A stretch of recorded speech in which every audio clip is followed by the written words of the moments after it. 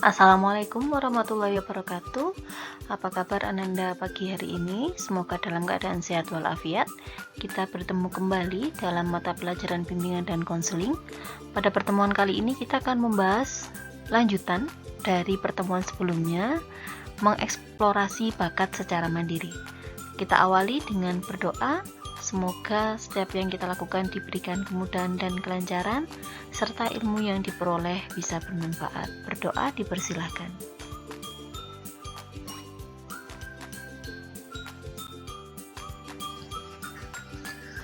Sebelum kita masuk kepada pembahasan pada pertemuan kali ini, saya menyampaikan terima kasih untuk yang sudah mengerjakan tugas, mengisi Google Form-nya. Di sana saya ingin sampean belajar untuk mengetahui sebenarnya bakat sampean itu ada di mana sih, kenyamanan sampean belajar itu ada di dalam hal yang seperti apa, dan sampean berminat untuk mengembangkan bakatnya sampean dengan cara-cara yang tepat. Nah, jadi untuk yang belum mengisi, saya harap bisa segera diselesaikan. Yang sudah mengisi nanti akan mendapat sedikit pencerahan, masih sedikit. Kenapa? Sisanya harus sampean sendiri yang mengeksplorasi bakatnya sampean itu. Ingat, cara terbaik untuk melindungi bakat adalah dengan melatih dan mengembangkannya. Sebuah bakat hanya akan menjadi bakat ketika tidak dilatih dan dikembangkan.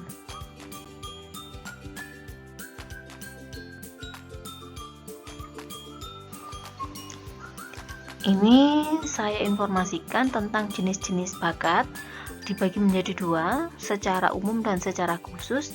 Secara umum antara lain adalah kemampuan potensi yang dasar yang banyak dimiliki oleh setiap orang, jadi tidak ada yang khusus. Sementara yang kedua adalah jenis bakat khusus, terdiri dari 8 kecerdasan majemuk. Saya mengambil sumber dari psikologi, menyatakan bahwa terdapat 8 kecerdasan majemuk, antara linguistik, logika, dan matematis, intrapersonal, musikal, spasial, kinestetik, dan naturalis. Apa saja itu? Kita akan lihat pada slide yang berikutnya. Nah, tadi saya sudah sebutkan tentang jenis-jenis dari bakat. Nah, ini penjelasan untuk 8 kecerdasan majemuk. Ada 8. Sampean bisa menggali informasi lebih mendalam dengan browsing. Ini sudah saya buat agar lebih mudah dipahami, ada gambarnya. Ada 8 kecerdasan majemuk: cerdas bahasa, alam, cerdas diri, angka, cerdas gambar, cerdas musik, cerdas bergaul, dan cerdas gerak. Gerak kalau di yang tadi sama dengan kinestetik, bahasa itu sama dengan linguistik. Kalau angka itu yang angka ya, linguistik bahasa, yang angka itu sama dengan logika. Perlu sampean pahami, makanya kenapa saya sering menyatakan kriteria anak pandai itu tidak hanya dilihat kalau dia pintar berbahasa Inggris, tidak hanya yang pintar matematika atau pintar IPA. Bisa jadi teman-teman yang tidak menguasai mata pelajaran yang semacam itu, dia lebih menguasai di mata pelajaran bermusik ekstrakurikuler ya, atau juga lebih mahir dalam bermain olahraga, misalkan sepak bolanya atau bisa juga badmintonnya. Karena itu saya sangat berharap sampean memahami di mana sih sebenarnya ruang dari bakatnya sampean. Ada 8 di sini, coba dilihat kembali. Oleh karena itu kemarin saya kirimkan Google Form untuk diisi, minimal untuk mengarahkan sampean, saya ini memiliki kecerdasan di sebelah mana, agar saya bisa mengoptimalkan itu dengan sebaik mungkin. Seseorang yang memiliki kecerdasan berbahasa, dia akan memiliki ketertarikan lebih, dia akan memiliki kemudahan yang lebih untuk mempelajari hal-hal yang berhubungan dengan bahasa. Demikian juga dengan anak-anak yang memiliki kemampuan dalam gambar, dalam cerdas, dalam musik, dalam angka, itu akan memiliki kesempatan lebih mudah untuk paham terhadap sesuatu yang berhubungan dengan bakatnya tersebut.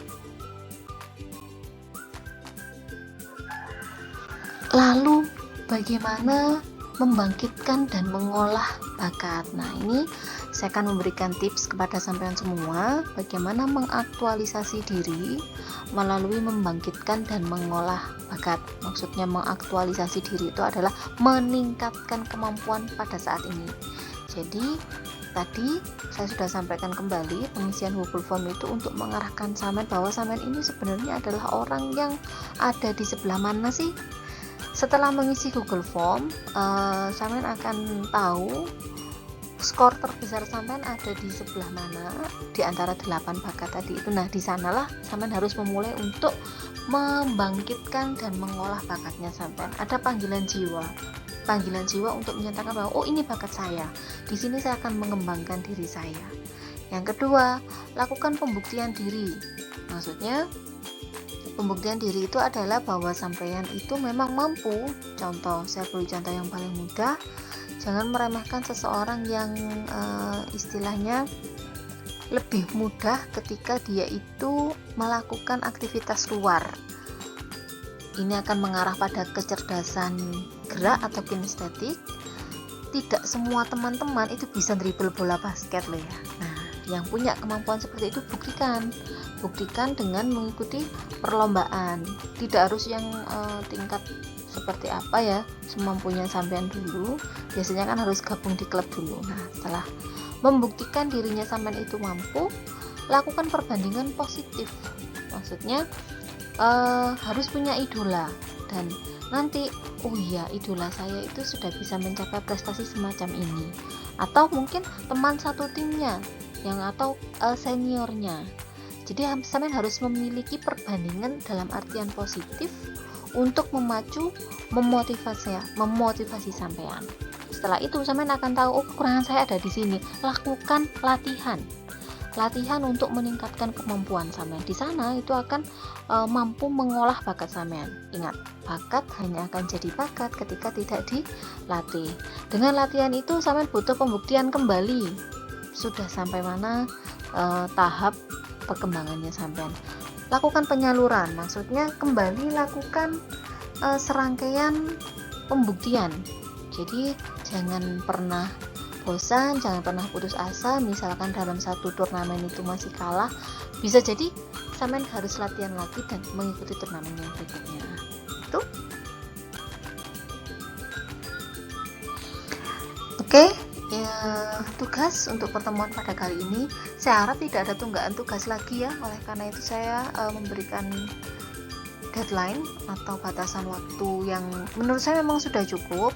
Kalau saya memberikan tugas yang saya upayakan tidak memberatkan sampean. Jadi saya harap kita bisa koordinasi, kita bisa kerjasama untuk sampean menyelesaikan pembelajarannya dengan baik. Saya juga akan memberikan penilaian sesuai dengan yang sampean lakukan.